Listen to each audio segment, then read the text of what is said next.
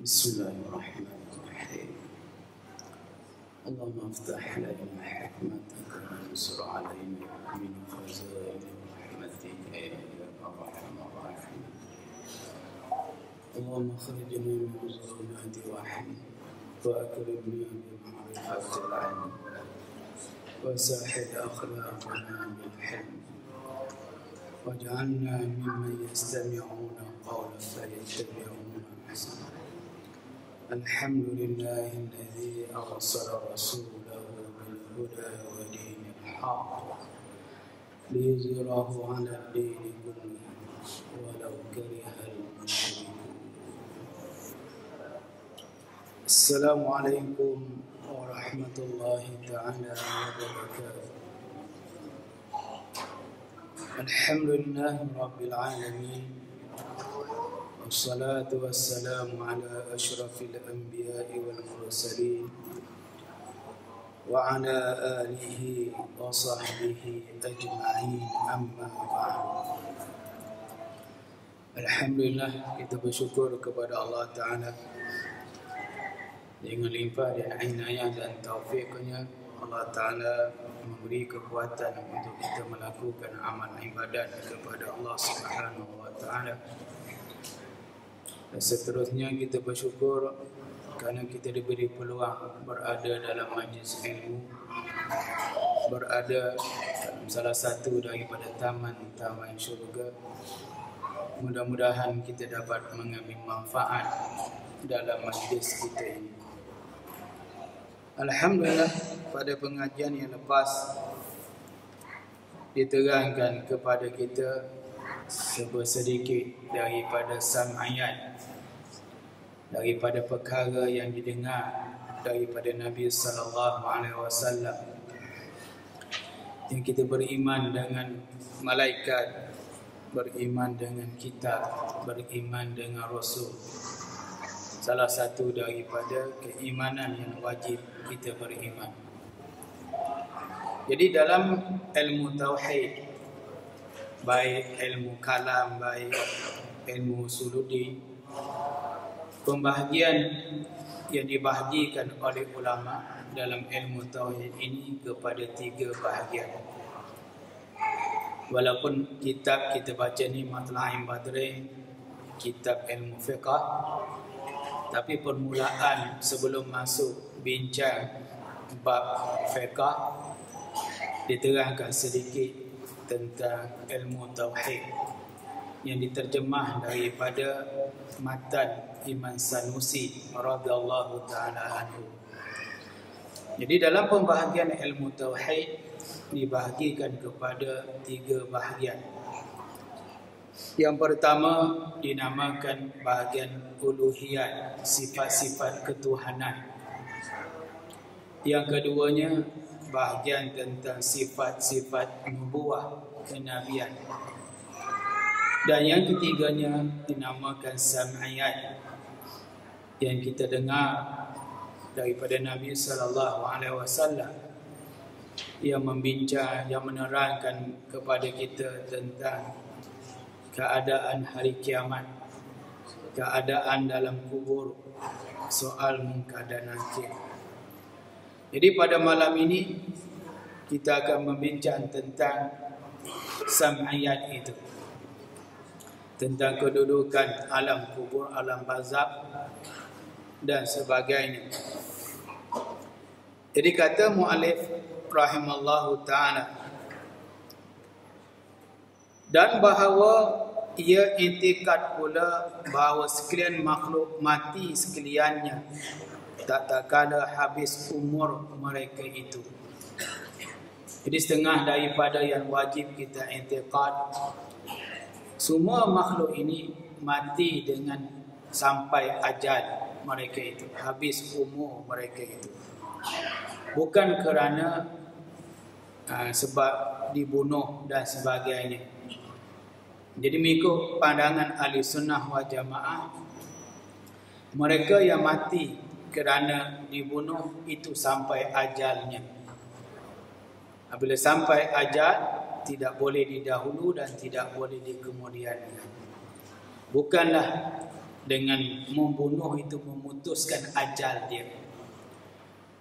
Berlainan dengan i'tiqad, pegangan yang dipegang oleh Mu'tazilah yang menyatakan orang yang mati kerana bunuh, perbuatan bunuh itulah yang memutuskan ajalnya, bukan dia mati kerana ajal dia. Ini pegangan ataupun i'tiqad yang menyimpan daripada ahli sunnah wal jamaah yang Allah Ta'ala sebut idza jaa ajaluhum la yastakhiruna sa'atan wa la yastaqdimun. Apabila mereka itu sampai ajal mereka itu, mereka tidak didahulukan dan tidak ditakhir. Dan mengambil segala arwah mereka itu malaikat maut, yaitu Israel, dan ditanya mereka itu di dalam kubur, kemudian daripada ditanamkan mereka itu. Jadi apabila malaikat Israel mencabut nyawa kita, yang disebut berbagai-bagai jenis cara Israel mencabut nyawa. Dia datang kepada orang yang mukmin dengan wajah yang bersih, yang lembah lembut. Datang kepada orang kafir dengan wajah yang amat ditakuti. Jadi itu tugas malaikat Israel, mencabut nyawa kita, bercerai nyawa daripada badan kita, bercerai roh daripada badan kita. Bentuk roh, bagaimanakah bentuk roh? Itu bukan pekerjaan yang boleh kita fikir. Adakah roh itu seperti gambaran seperti tubuh badan kita, ataupun sebaliknya? Menurut kaum yang muktamadnya, roh ini pekerjaan min amri Rabbi, daripada pekerjaan Tuhan kamu. Tidak mengetahui hakikat roh malaikat Allah Subhanahu wa taala. Tidak seperti yang digambarkan oleh manusia, bentuk roh itu sebagaimana tubuh badan kita. Sebab roh ini suatu jisim yang halus. Yang adakah tangan kita terpotong, roh itu akan terpotong juga? Adakah kaki kita terpotong, adakah roh itu terpotong juga? Maka itu pekerjaan yang diserah kepada Allah Subhanahu wa taala. Yang wajib kita beriman bahawa dalam tubuh badan kita ada roh yang Allah Ta'ala jadikan kepada kita. Jadi apabila malaikat Israel mengambil arwah kita, mengambil nyawa kita, maka kita meninggal dunia. Mati kita, berpindah kita kepada alam yang dinamakan alam barzakh. Kita hidup dengan 5 alam semua. Daripada alam roh yang Allah Ta'ala tanya kita. Allah Ta'ala sebut di dalam Al-Quran, Alastu bi rabbikum qalu bala syahidana. Adakah tidak aku Tuhan kamu? Maka semua menjawab, ya, telah kami menyaksikan. Roh orang mukmin ke, roh orang kafir, roh orang Islam, roh orang munafik, semua menjawab bala syahidna, bahkan kami menyaksikan. Yang kedua, kita hidup di dalam alam rahim, dalam perut ibu kita. Apa yang dimakan oleh ibu kita, maka kita makan. Apa yang diminum oleh ibu kita, maka kita minum. Melalui saluran pusat kita, terus kepada badan kita. Baik makanan halal, makanan itu halal lah kita makan. Haram makanan yang dimakan oleh ibu kita, maka haramlah kita makan. Apabila kita berada dalam alam rahim 9 bulan, maka Allah Ta'ala keluarkan kita daripada alam rahim kepada alam dunia. Dan apabila kita keluar daripada alam rahim ini, kita seorang menangis. orang lain yang berada di sisi kita, baik ibu, ayah, datuk, semuanya gembira, semuanya suka. Apabila kita berada di alam dunia, maka kita diuji, ditaklifkan hukum oleh Allah Ta'ala kepada kita. Alam dunia inilah tempat ujian kita. Adakah kita ingat janji kita pada alam roh yang Allah Ta'ala tanya kita, alastu bi rabbikum qalu bala syahidna? Ataupun apabila kita berada di alam dunia ini, lalai kita, tak ingat apa yang kita janji dengan Allah Subhanahu wa Ta'ala di alam roh. Maka hiduplah kita di dalam alam dunia ini sebagaimana yang dikehendaki oleh Allah Subhanahu wa Ta'ala. Kita berada pada alam yang ketiga, dan suatu masa kita akan meninggalkan alam dunia ini. Kita akan berpindah kepada alam barzakh, alam kubur. Pada waktu itu semua orang menangis. Kita yang seorang tak menangis. Anak, isteri, cucu, sahabat anak menangis kerana kematian kita. Kenapa mereka menangis? Kerana kematian kita. Pada masa kita dilahirkan, kenapa mereka gembira dengan dilahirkan kita? Kita berada pada alam barzakh ataupun alam pada kubur. Alam barzakh ini yang Allah Ta'ala sebut kullu nafsin za'iqatul maut. Setiap yang bernyawa akan merasai mati. Dan disitulah kita akan terima yang baik daripada Allah Ta'ala ataupun kita terima yang buruk. Barzakh maknanya hajizun baina syai'aini. Mengikut bahasa Arab, barzakh maknanya yang mendinding antara dua perkara. Barzakh makna kita dinding, kita berada di tengah-tengah di antara alam dunia dengan alam akhirat. Yang kelimanya alam akhirat, yang kita akan berjumpa dengan alam akhirat.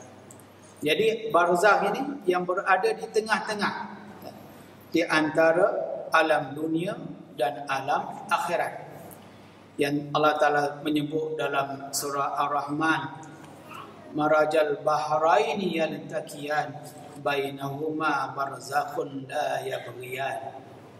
Di antara pada keduanya barzakh, alam barzakh, yang kita akan menerima nikmat ataupun sebaliknya, na'udzubillah min zalik. Mengikut takrif yang disebut oleh ulama dalam sudut syaraknya, apa makna barzakh? Dengan mana ma yakunu bainal mauti wa yaumil qiyamah. Sesuatu yang di antara mati dan hari kiamat. Itu makna barzakh. Ataupun ma huwa bainad dunya wal akhirah. Sesuatu yang di antara dunia dan di antara akhirat. Ini makna alam barzakh. Yang disebut oleh Nabi kita Muhammad sallallahu alaihi wasallam, kita berada di alam barzakh ini, kita akan menerima himpitan kubur. Kubur akan menghimpit kita. Tapi Allah Ta'ala tidak akan menzahirkan, dapat kita lihat kita manusia yang hidup ini. Allah Ta'ala tak tunjuk kepada kita. Kita letaklah perakam video ke apa dalam kubur, nak tengok betul tak kubur yang digali, yang ditanam mayat itu akan menghimpit mayat. Allah Ta'ala tidak akan tunjuk kepada kita. Kalau kita tengok pun mayat di situ je lah, tak bergerak. Kubur tu pun tidak ada bergerak menghimpit mayat itu. Kerana Allah Ta'ala tidak menzahirkan benda itu kepada kita. Sebab kalau Allah Ta'ala zahir kepada kita, kita tak akan hidup. Malaikat duduk di dalam masjid ni lah 24 jam. Tak makan, tak minum dah, tak beristeri dah, tak beranak dah. Kerana takut benda yang berlaku di dalam kubur itu. Rahmat Allah Ta'ala kepada kita dah, supaya kita hidup dengan tenang, bukan dalam ketakutan. Kita makan, kita minum, kita berkeluarga dan sebagainya. Sampai kita tak lupa tentang ajaran Allah Ta'ala, apa yang disuruh, apa yang dilarang oleh Allah Subhanahu Wa Ta'ala. Maka himpitan kubur ini akan berlaku kepada semua orang. Cara dan bagaimana Allah Ta'ala lakukan himpitan kubur itu serah kepada Allah Subhanahu Wa Ta'ala. Tidak ada manusia yang mengetahui hakikat bagaimanakah Allah Ta'ala menghimpit manusia di dalam kubur. Malaikat hadis-hadis yang disebut oleh Nabi SAW. Inilah yang dinamakan sam'iyat di dalam ilmu tauhid, yang akal kita tak boleh nak fikir, melainkan kita dengar cerita kisahnya daripada Nabi kita Muhammad sallallahu alaihi wasallam, yang disebut oleh ulama la masafatal aqli yuqal. Tidak ada perjalanan akal boleh dipikir benda yang berada pada alam barzakh ini. Yang Nabi sallallahu alaihi wasallam ada menyebut, hadis yang diriwayat oleh Imam Nasa'i dalam Sunan Nasa'i, bahwa Nabi sallallahu alaihi wasallam qala, "Hadzal ladzi taharraka lahul arsy," yakni Sa'd ibn Mu'az, "futihat lahu abwabus sama, syahidahu sab'una alfan minal malaikati, laqad dhamma dhammatan summa furija anhu." Nabi menyebut orang yang menggerakkan baginya aras, iaitu Sa'ad ibn Mu'az, seorang sahabat Nabi yang waktu peperangan Bani Nadir dia menghukum, dan Bani Nadir ini khianat akan perjanjian yang berlaku di antara Yahudi dengan Nabi dan kaum muslimin, yang tidak akan dia serang kaum muslimin. Tetapi apabila berlaku pada peperangan Khandaq, mereka ini Pakatan Ahzab, mereka ini berpakat dengan kafir musyrikin di Mekah, kepung Nabi, cuba serang Nabi di Madinah. Jadi apabila Allah Ta'ala memberi pertolongan kepada Nabi dan umat Islam, selepas itu Nabi menyerang Yahudi Bani Nadir yang mengkhianati perjanjian dengan Nabi sallallahu alaihi wasallam. Kemudian diarahkan Sa'd bin Mu'az yang menjadi ketua ketika itu, bagaimana nak menghukum orang yang Yahudi yang mengkhianati Nabi sallallahu alaihi wasallam. Maka dihukum yang balik, maka dihukum bunuh dan dilepas budak dan perempuan.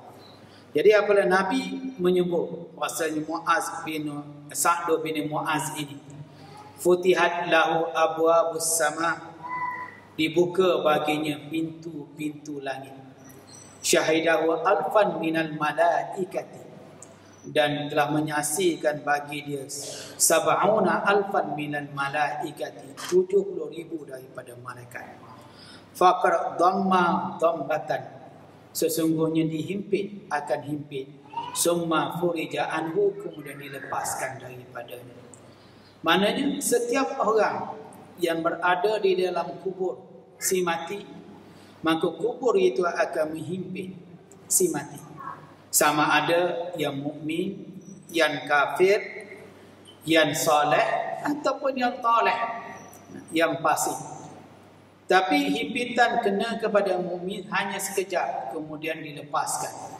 Adapun himpitan yang kena kepada orang kafir selama-lamanya sehingga pada hari kiamat, tidak akan dilepaskan daripada himpitan kubur.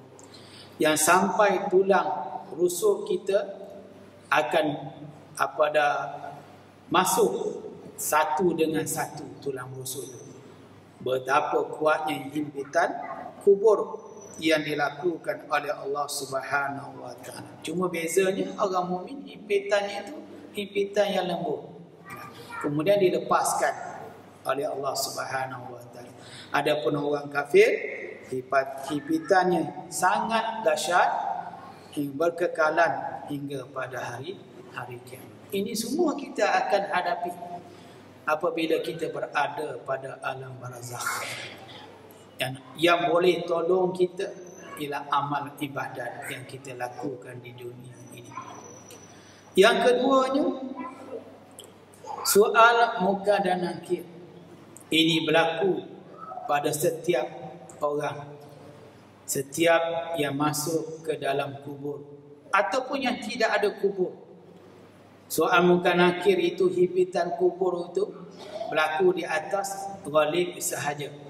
Jikalau seorang itu tidak ada kubur, tetap dia kena himpitan. Walaupun dia mati dimakan buaya, dimakan harimau yang tidak ada kubur bagi dia, adakah dia tidak kena sesaan kubur? Adakah dia tidak ditanya oleh munkar dan nakir? Tetap kena. Sebab itu di atas kebiasaannya mayat itu ditanam. Bagaimana Allah Ta'ala lakukan? Itu tak perlu kita ketahui. Caranya diserah kaifiatnya, serah kepada Allah Subhanahu wa taala. Jadi soal munkar dan nakir yang akan ditanya, kita ditanya oleh munkar dan nakir. Ittifaq oleh ahli sunnah wa jamaah. Soal munkar dan nakir ini pada kubur meratai semua orang kena mukallaf. Tak kira orang Islam ataupun orang kafir akan menerima, akan hadapi soal munkar dan nakir. Tapi soalan tu bocoran. Semua orang tahu apa yang nak ditanya oleh munkar dan nakir.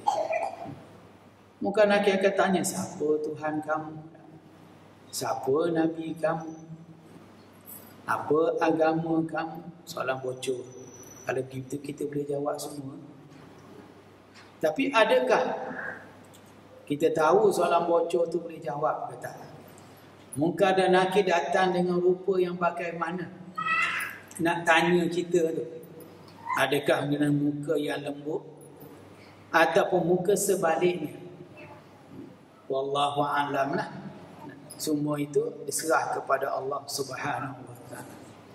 Jadi orang yang ditaklif hukum sahaja munkar dan nakir akan tanya. Adapun budak yang mati sebelum daripada balik, ataupun orang yang gila, ataupun orang yang tak sampai seruan, tak sampai dakwah kepada dia, mereka ini tidak ditanya pada alam barzakh.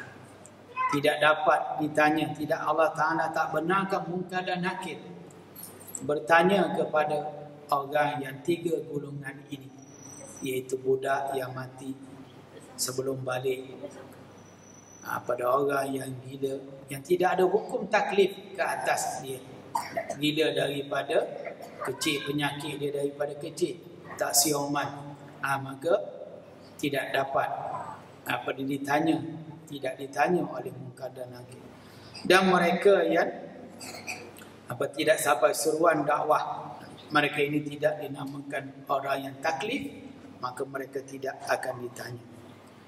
Dalil kita ditanya oleh munkar dan nakir sebagaimana Allah Ta'ala berfirman, yusbitullahu allazina amanu biqaulis sabiti fid dunya wal akhirah wa yudhillullahu zalimin wa yaf'alullahu ma yasha. Dalam surah Ibrahim ayat yang ke-27. Allah Ta'ala berfirman, Allah Ta'ala menetapkan akan orang yang mukmin dengan perkataan yang tetap di dalam dunia dan di akhirat. Allah Ta'ala menyesatkan orang yang zalim, dan Allah Ta'ala memperbuat apa yang dikehendaki oleh Allah Subhanahu wa taala. Hadis yang firman Allah Ta'ala ini ditafsirkan dengan hadis yang diriwayat oleh Imam Muslim daripada Bara ibn Azib radhiyallahu ta'ala anhu qala Yusbitullahu alladhina amanu biqauli sabiti qala nazalat bi azabil qabri yuqalu lahu man rabbuka fayaqulu rabbillah wan nabi Muhammad sallallahu alaihi wasallam. Kata Bara' ibn Azib, Allah Ta'ala berfirman, Yusbitullahu allazina amanu biqauli sabit. Allah Ta'ala tetapkan orang mukmin dengan perkataan yang tetap. Maksudnya dia kata Allah Ta'ala tanya kita dengan perkataan man rabbuka, man nabiyuka, ma dinuka, ma qiblatuka. Itu perkataan yang sabit yang ditanya oleh Allah Subhanahu wa taala waktu kita berada di alam kubur. Begitu juga hadis yang diriwayat oleh Imam Bukhari dan Muslim. Di dalam Sahih Bukhari dan Muslim daripada Anas bin Malik radhiyallahu taala anhu, anna Rasulullah sallallahu alaihi wasallam qala, inna abda iza wudi'a fi qabrihi wa tawalla anhu ashabahu wa innahu la yasma'u qur'ana ni'alihim atahul malakani yaq'udani fayaqula ma kunta taqulu fi hadzal rajuli li Muhammad sallallahu alaihi wasallam ammal mu'minu fayaqulu ashhadu annahu abdullah wa rasuluh wa yuqalu lahu unzur maq'adaka minan nar qad abadalaka Allah. Yang Imam Bukhari menyebut hadis daripada Anas bin Malik yang Nabi bersabda, apabila hamba itu diletak ke dalam kuburnya dan telah balik sahabat-sahabat kaum kerabatnya daripada kubur dan dia mendengar tapak kasut sahabat kaum kerabat dia pulang ke rumah, balik ke rumah mereka ini dengar. Kemudian datanglah malakul maut, malaikat muka dan nakir. Mereka duduk bersama dengan mayat dan mereka itu akan berkata, ma kunta taqulu fi hadzal rajuli, apa yang kau kata pada ini lelaki, isyarat kepada Nabi Muhammad sallallahu alaihi wasallam. Maka kata Nabi, adapun orang yang beriman, maka mereka itu berkata, asyhadu annahu abdullah wa rasuluh, aku menyaksi bahawa dia itu hamba Allah Ta'ala dan Rasul Allah Ta'ala. Maka mereka berkata baginya, unzur maq'adaka minan nar, kamu lihat tempat engkau dalam api neraka. Qad abadalaka Allah bihi maq'adan minan jannah, sesungguhnya Allah Ta'ala sudah tukar tempat engkau dalam neraka itu kepada tempat ke dalam syurga. Maka mayat melihat, fayarahuma jami'an, melihat muka dan nakir itu. Amal munafiqu wal kafirun, kata Nabi, fayuqala lahu ma kunta taqulu fi hadzal rajuli yaqulu la adri kuntu aqulu ma yaquluhu nas fayuqalu la daraita wa la talaita yudrabu bi maraqil min hadidi darbatan fayasihu sayhata yasma'uha man yalihi ghaira saqalaini al-insi wal jin. Adapun orang yang munafik, orang yang menzahir iman, menzahir Islam tapi dalamnya kufur dengan Allah Subhanahu wa taala, dalam hati ingkar, tak percaya kepada Allah Taala, tak percaya dengan undang-undang Allah Taala itu baik, tak percaya dengan syariat Allah Taala itu terbaik untuk kebaikan manusia di atas dunia ini. Dan orang yang kafir, maka dikata bagi dia, apa kau kata pada lelaki ini, isyarat kepada Nabi Muhammad.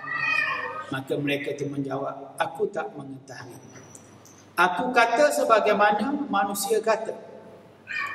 Maka dikata bagi dia, engkau tak mengetahui, engkau tidak mengetahui engkau tidak membaca, kemudian malaikat pukul dia dengan tukur pemukul daripada besi, dan mayat itu akan berteriak, bertempik, dan teriaknya didengar oleh binatang-binatang yang lain daripada manusia dan jin.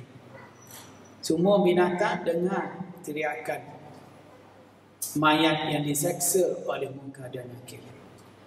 Disebut oleh Imam Sayuti, menyebut dalam kitab Hawil Fatawa, dia mendatangkan hadis yang malaikat Munkar dan Nakir ini, dia akan tanya orang mukmin, orang Islam selama 7 hari. Dan dia akan tanya orang munafik dan kafir selama 40 hari. Sebab itu orang-orang tua dulu buat tahlil arwah tu 7 hari. Ada setengah sampai 40 hari buat tahlil arwah tu, untuk hadiahkan pahala kepada si mati, supaya dia tak gentar dengan amal ibadat sedekah tu.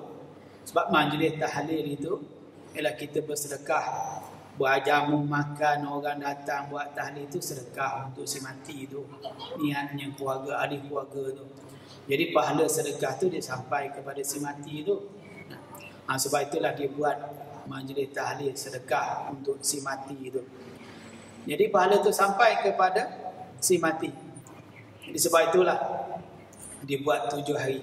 Jadi bagi orang yang Islam, orang mukmin, malaikat Munkar Nakir akan soal 7 hari. Selepas tu dia tak soal lah. Lepas tu kalau orang itu dapat nikmat lah sehingga dibangkit, sehingga kepada alam akhirat.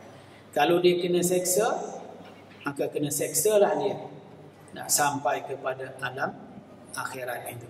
Jadi orang yang kafir di hadis ini menyebut orang yang munafik dipukul dengan tukur besi yang dapat didengar teriakan sakit mereka ini oleh binatang-binatang yang ada di atas dunia. Tapi Allah Ta'ala tak bagi kita dengar. Manusia tak dengar apa dipukul oleh malaikat mayat yang berada dalam kubur itu.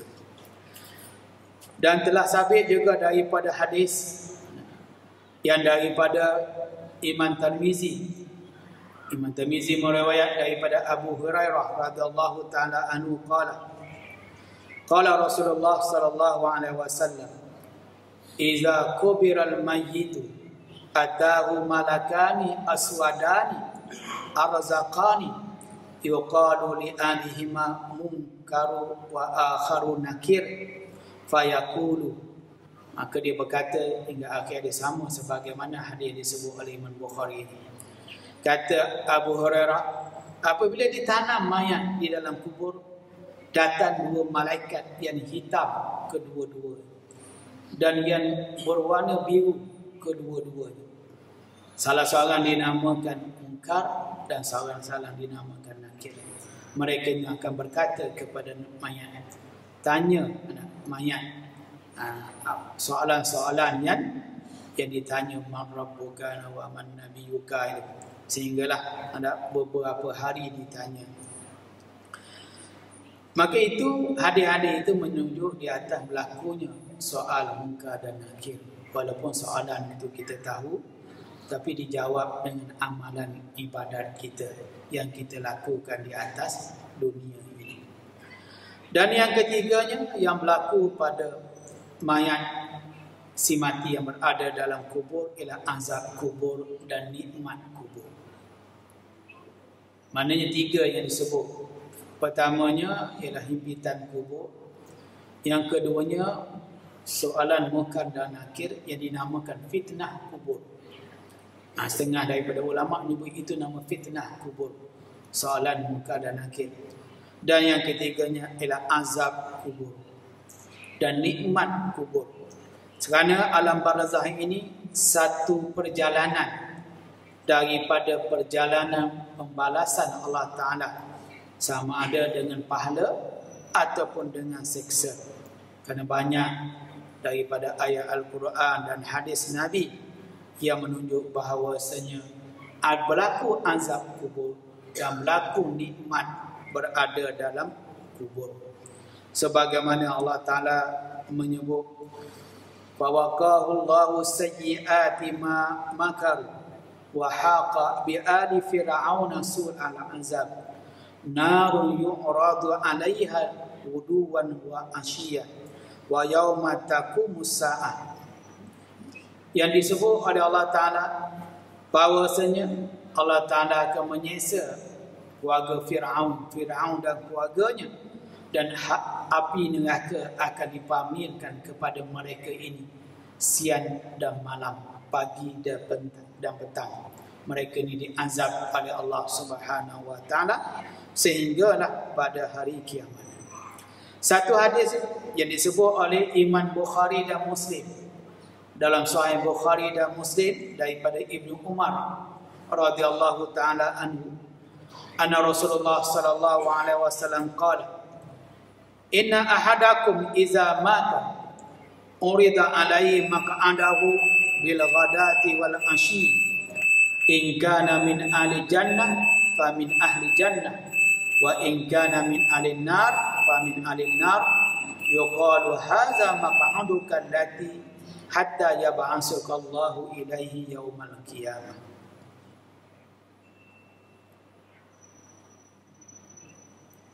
Qala mu'allif rahimahullahu ta'ala, hadis diriwayat oleh Imam Bukhari dan Muslim daripada Ibnu Umar radhiyallahu ta'ala anhu, yang Nabi bersabda, apabila seorang kamu meninggal dunia, maka dipamerkan, diberi lihat, ditayangkan ke atasnya tempat dia pada pagi dan petang.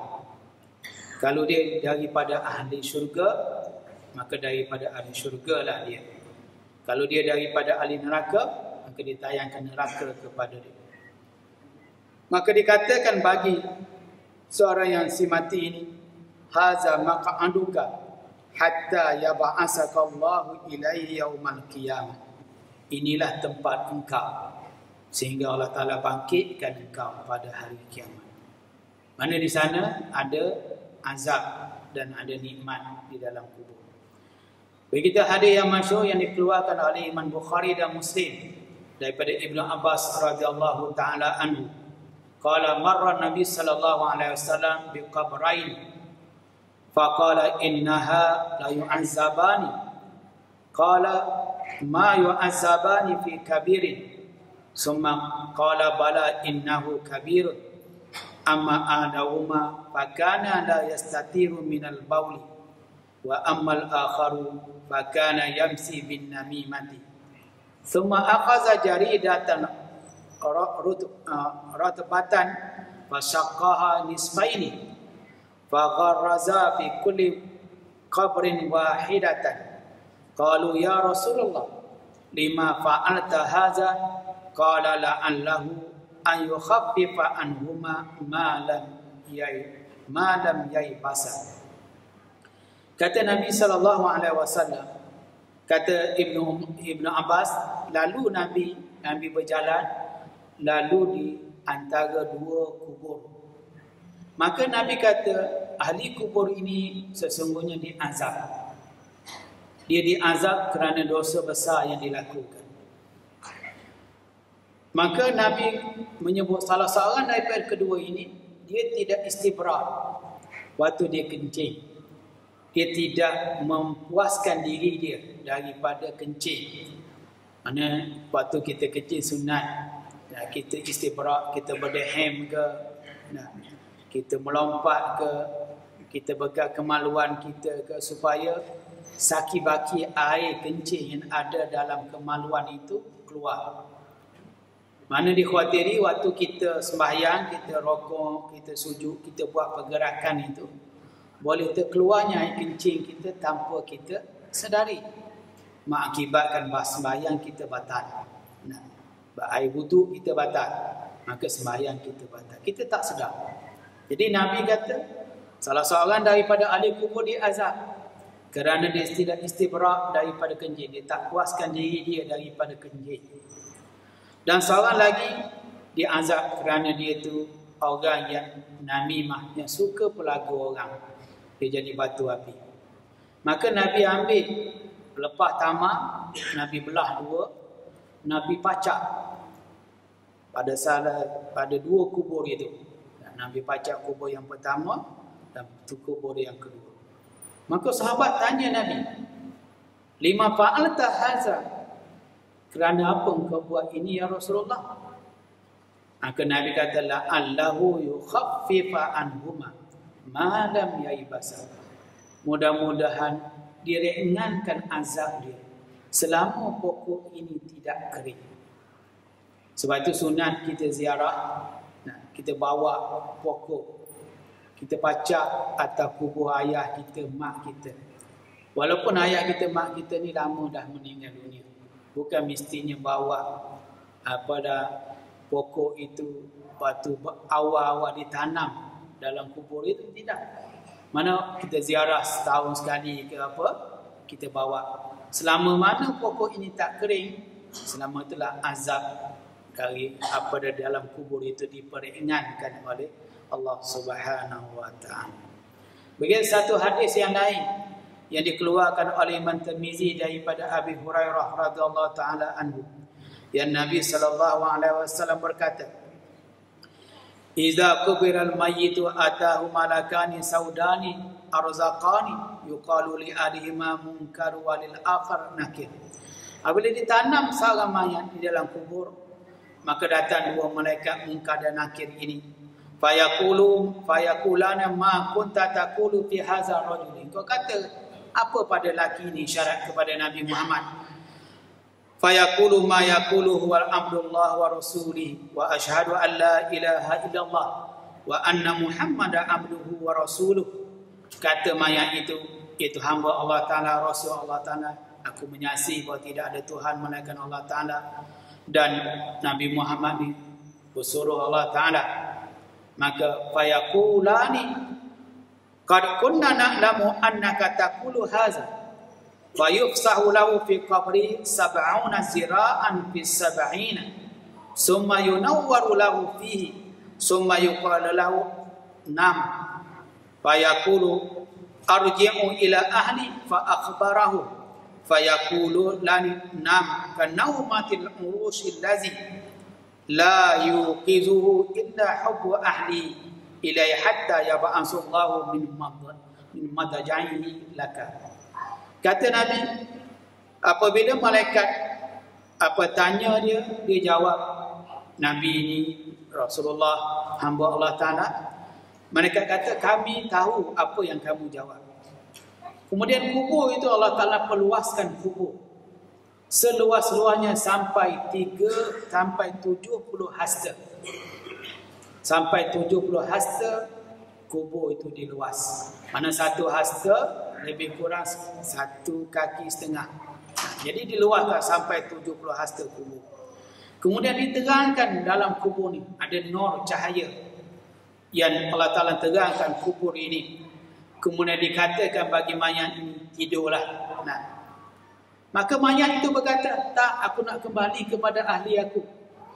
Aku nak kembali kepada keluarga aku. Arji'u ila ahli fa akhbarahu. Aku nak kembali kepada ahli aku nak beritahu mereka. Aku berada dalam kubur yang luas dan aku diterangi oleh cahaya di dalam kubur ini. Maka kata dua malaikat, tidurlah. Kau tidur sebagaimana pengantin tidur. Tak perlulah kejut ahli kamu. Kamu tidur sehingga Allah Ta'ala bangkitkan kamu oleh Allah Ta'ala pada hari kiamat besok. Ini nikmat mukmin, orang beriman yang Allah Ta'ala sediakan di dalam kubur. Kemudian malaikat Nabi kata, wa in kana munafiqan qala sami'tu an-nas yaqulu qultu mislahum la adri. Kalau mereka itu orang yang munafik, orang yang kafir, tanya siapakah ini? Isyarat kepada Nabi Muhammad, mereka kata, kami tak mengetahui. Kami kata sebagaimana manusia lain kata. Kata dua malaikat tadi, fayaqulani qad kunna na'lamu annaka taqulu zalika antakula zalika. Kami tahu kamu kata begitu. Fayuqalu li ardi i'timi alaihi faltaimu alaihi fa yakhtalifu fihi ad'aluhu fala yazalu fiha mu'azzaban hatta yab'asullahu fi mat'anihi zalika.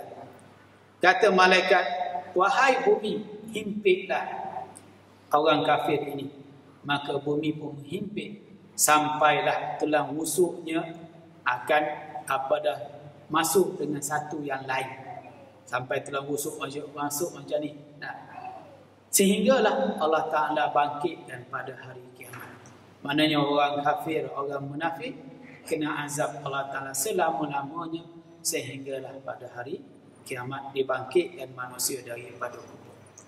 Adakah manusia yang berada dalam kubur ni diseksa, didapat nikmat rohani saja ke ataupun bersama dengan jasmani?